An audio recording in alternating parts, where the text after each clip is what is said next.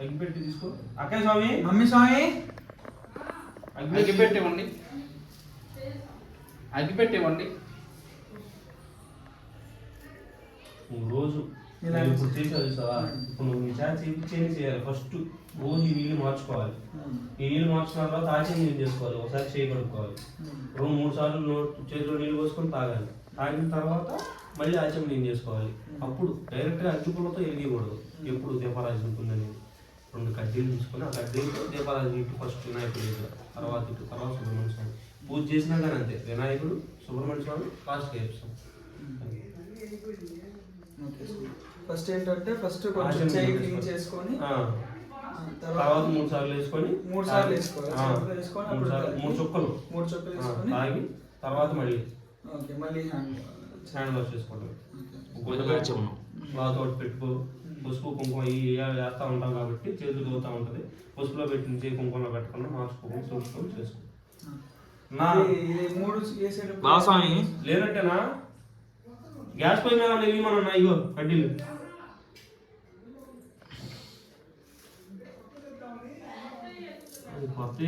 అగ్గిపెట్టికి ఏం అవసరం లేదు. ఇవన్నీ తయారు చేసినాయి అగ్గిపెట్లు. ఈ కడ్డీలు మట్టి స్నానం చేసి తయారు చేశారు. నమ్మకం ఉందా మనం అనుకునే అలా పెట్టచ్చు స్వామి. చక్కగా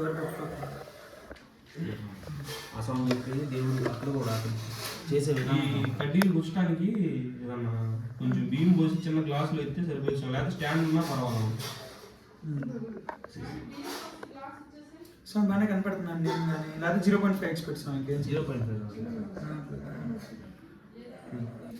శశి స్వామి ఇదిగో పల్లి కట్టి ఇక్కడ అది తర్వాత పెట్టిస్తా. అటు సైడ్. ఓం శుక్లాం వరదరం విష్ణుం శశివర్ణం చతుర్భుజం ప్రసన్నవదనం ధ్యాయే సర్వవిఘ్నోపశాంతయే అజానపస్మాదం గణానాం ఏకదంతం భక్తానాం ఏకదంతం ఉపాస్మహే. ఓం గురు బ్రహ్మ గురు విష్ణు గురుదేవో మహేశ్వర గురు సాక్షాత్ పరబ్రహ్మ తస్మై శ్రీ గురవే నమః.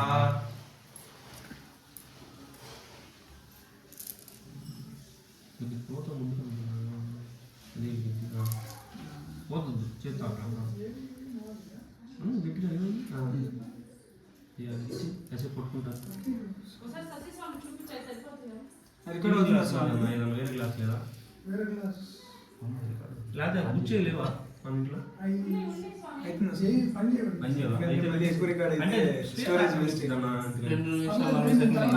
కరెక్ట్గా చేశారు. పాస్ చేయనా?